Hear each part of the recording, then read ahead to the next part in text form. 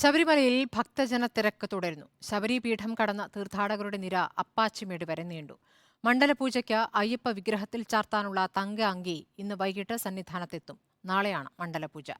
മണ്ഡല തീർത്ഥാടന കാലത്തെ ശബരിമലയിലെ ആകെ വരുമാനം കഴിഞ്ഞ വർഷത്തേക്കാൾ 18 കോടി രൂപ കുറവാണെന്ന് Devaswom board president PS Prashant പറഞ്ഞു. 12 മണിക്കൂർ മുതൽ 20 മണിക്കൂർ വരെയാണ് ഭക്തർ അയ്യപ്പ ദർശനത്തിനായി ക്യൂവിൽ നിൽക്കുന്നത്. തീർത്ഥാടകരുടെ നീണ്ട നിര ശബരിപീഠവും കടന്ന് അപ്പാച്ചിമേട് വരെയെത്തി. തങ്കിയങ്കി ഘോഷയാത്ര ശബരിമലയിലേക്ക് എത്താൻ ഉച്ചയ്ക്ക് 1 മണി മുതൽ പമ്പയിൽ നിന്ന് ഭക്തരെ കടത്തിവിടില്ല. ഇത് പമ്പയിലെ തിരക്ക് വർദ്ധിക്കാനും കാരണമാകും.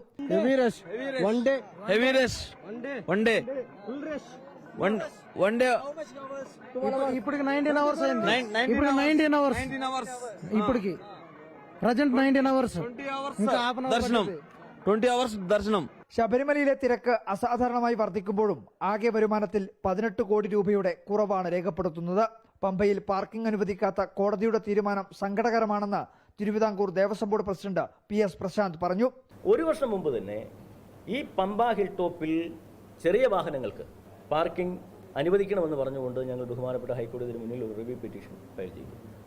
ഇതുവരെ അതിനൊരു നടപടി ഉണ്ടായിട്ടില്ല. ഞങ്ങൾ വീണ്ടും ബോർഡ് കൂടി ഈ 2500 വാഹനങ്ങൾക്ക് കൂടി പാർക്കിംഗ് ഹിൽ ടോപ്പിൽ നൽകണമെന്ന് ആവശ്യപ്പെട്ടുകൊണ്ട് വീണ്ടും റിവ്യൂ പഠിച്ചു. അത് ഇതുവരെ കോടതി അനുവദിച്ചിട്ടില്ല എന്നുള്ളത് സങ്കടകരമാണ്. മണ്ഡലപൂജയ്ക്ക് അയ്യപ്പ വിഗ്രഹത്തിൽ ചാർത്താനുള്ള തങ്കിയങ്കി ഇന്ന് വൈകുന്നേരം സന്നിധാനത്തേക്ക് എത്തിച്ചേരും. 6:30ക്കാണ് ദീപാരാധന. നാളെ രാവിലെ മണ്ഡലപൂജയും നടക്കും. റിപ്പോർട്ടർ സന്നിധാനം. സന്നിധാനത്തു നിന്നും അർജുൻ കല്യാടും തങ്കാങ്കി ഘോഷയാത്രയുടെ വിശദാംശങ്ങളുമായി പ്രവീൺ പുരുഷോത്തമനുമുണ്ട്. ആദ്യം അർജുൻ കല്യാടിലേക്ക്. അർജുൻ, കഴിഞ്ഞ ദിവസം 12 മണിക്കൂർ, ഇന്നിപ്പോൾ 19 മണിക്കൂർ വരെ തീർത്ഥാടകർക്ക് കാത്തു നിൽക്കേണ്ടി വരികയാണ്. ഈ ക്യൂ ഇനിയും നീളാനാണോ സാധ്യത? എന്താണ് ഇപ്പോൾ അറിയാനാകുന്നത്? എങ്ങനെയൊക്കെയാണ് അവിടുത്തെ സുരക്ഷാ ക്രമീകരണങ്ങൾ? സ്മൃതി, അതായത് തങ്കയങ്കി ഘോഷയാത്ര പമ്പയിൽ നിന്നും ഉച്ചയ്ക്ക് 1 മണിയോടുകൂടി സന്നിധാനത്തേക്ക് പുറപ്പെടും. വൈകുന്നേരം 5 മണിയോടുകൂടിയാണ് തങ്കയങ്കി ഘോഷയാത്ര ശരംകുത്തിയിലേക്ക് എത്തിച്ചേരുക. ആ സമയങ്ങളിൽ പമ്പയിൽ നിന്നുള്ള തീർത്ഥാടകരെ സന്നിധാനത്തേക്ക് കടത്തിവിടുന്നത് പൂർണ്ണമായും തന്നെ ഒഴിവാക്കും എന്നൊരു നിർദ്ദേശമാണ് പോലീസിന്റെ ഭാഗത്തു നിന്നും അറിയാൻ വേണ്ടി കഴിയുന്നത്. അപ്പോൾ അത്തരത്തിലുള്ള ഒരു നിയന്ത്രണം കടുപ്പിക്കുന്ന സമീപനം പോലീസിന്റെ ഭാഗത്തു നിന്ന് ഉണ്ടായിക്കഴിഞ്ഞാൽ അത് പമ്പയിലെ തിരക്ക് വർദ്ധിക്കുന്നതിന് കാരണമാകും. കാരണം ആ സമയത്തൊക്കെ തീർത്ഥാടകർ പമ്പയെ വഴി സന്നിധാനത്തേക്ക് എത്തിച്ചേരാൻ വേണ്ടിയിട്ടുള്ള ഒഴുക്ക് ആ സമയത്തും തുടരുകയാണ്, ഇപ്പോഴും തുടർന്നുകൊണ്ടിരിക്കുകയാണ്. അപ്പാച്ചിമേട് വരെ ഇപ്പോഴും ക്യൂ ഉണ്ടെന്നാണ് മനസ്സിലാക്കുന്നത്. 18ാം പടി കയറ്റുന്നതിലും ഈ സമയങ്ങളിലെല്ലാം നിയന്ത്രണമുണ്ട്. ഇന്ന് സാധാരണഗതിയിൽ 3 മണി വരെ, 3 മണിക്ക് ശേഷം നട തുറക്കുമെങ്കിൽ, ഉച്ചയ്ക്ക് 1 മണിക്ക് അടച്ച് 3 മണിക്ക് നട തുറക്കുമെങ്കിൽ ഇന്ന് ഉച്ചയ്ക്ക് 1 മണിക്ക് അടക്കുന്ന നട വൈകുന്നേരം 5 മണിക്ക് മാത്രമാണ് തുറക്കുക. അതുകൊണ്ട് തന്നെ ആ സമയങ്ങളിൽ അയ്യപ്പ ഭക്തന്മാർക്ക് ദർശനം ലഭിക്കുകയുമില്ല. അതിനുശേഷം ദീപാരാധനയാണ്. തങ്കയങ്കി എത്തിച്ചു കഴിഞ്ഞാൽ 6:30യോടുകൂടിയാണ് ദീപാരാധന തുടങ്ങുക.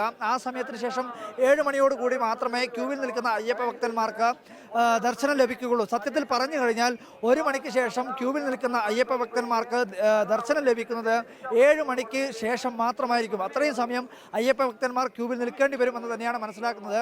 നാളെയാണ് മണ്ഡലപൂജ നടക്കുന്നത്. നാളെയോടുകൂടി നട അടക്കുകയും ചെയ്യും. അപ്പോൾ കൂടുതൽ തീർത്ഥാടകർ സന്നിധാനത്തേക്ക് എത്തിച്ചേരുന്നത് വലിയ രീതിയിലുള്ള അയ്യപ്പ ഭക്തന്മാരുടെ തിരക്ക് വർദ്ധിപ്പിക്കുന്നതിന് വേണ്ടി കാരണമാകും. അതിനോടൊപ്പം തന്നെ ഈ തങ്കയങ്കി ഘോഷയാത്ര സന്നിധാനത്തേക്ക് എത്തിച്ചേരുമുണ്ടാവുന്നൊരു തിരക്ക്, അതിനോടൊപ്പം തന്നെ അല്ലെങ്കിൽ അതിനെ അനുഗമിച്ചുകൊണ്ട് കൂടുതൽ തീർത്ഥാടകർ സാധാരണയായി സന്നിധാനത്തേക്ക് എത്താറുണ്ട്.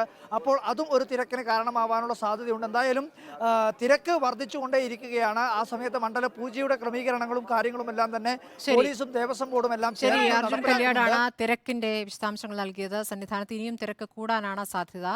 തങ്കയങ്കി ഘോഷയാത്രയുടെ വിശദാംശങ്ങളുമായി പ്രവീൺ പുരുഷോത്തമനുമുണ്ട്. പ്രവീൺ, ഇപ്പോൾ ഇന്ന് വൈകിട്ടോടുകൂടി തങ്കയങ്കി ഘോഷയാത്ര സന്നിധാനത്തേക്ക് എത്തുകയാണ്.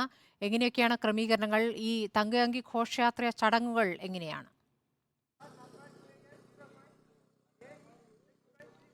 സ്മൃതി, തങ്കയങ്കി ഘോഷയാത്ര അല്പസമയം മുമ്പ് നിലയ്ക്കലിൽ നിന്നും പമ്പയിലേക്ക് പുറപ്പെട്ടിട്ടുണ്ട്.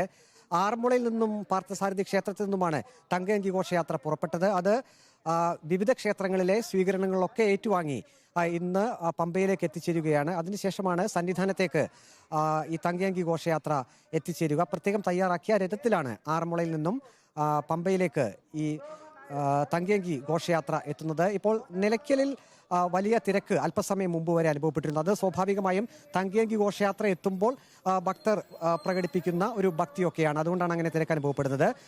അല്ലാതെയുള്ള കഴിഞ്ഞ ദിവസങ്ങളിലൊക്കെ നമ്മൾ കണ്ടതുപോലെയുള്ള വലിയ തിരക്കൊന്നും ഇപ്പോൾ നിലയ്ക്കലിൽ ഇല്ല. ഇപ്പോൾ നിലയ്ക്കലിൽ നിന്നും പമ്പയിലേക്ക് ചെയിൻ സർവീസുകൾ ഇപ്പോൾ പോകുന്നുണ്ട്. പക്ഷേ നമുക്കറിയാൻ കഴിയുന്നത് അല്പസമയം കൂടി കഴിയുമ്പോൾ നിലയ്ക്കലിൽ നിന്നും പമ്പയിലേക്കുള്ള ചെയിൻ സർവീസ് ഏതാനും മണിക്കൂറുകളത്തേക്ക് നിർത്തിവെക്കുമെന്നുള്ളതാണ്. കാരണം ഈ തങ്കയങ്കി ഘോഷയാത്ര കടന്നു പോകുന്ന ഒരു സാഹചര്യത്തിൽ ആ തങ്കയങ്കി രഥഘോഷയാത്രയുടെ സുഗമമായ പോക്കിന് വേണ്ടി വാഹനങ്ങളുടെ നിയന്ത്രണം ഉണ്ടാകും. അതിൽ KSRTC ചെയിൻ സർവീസും ഉൾപ്പെടും.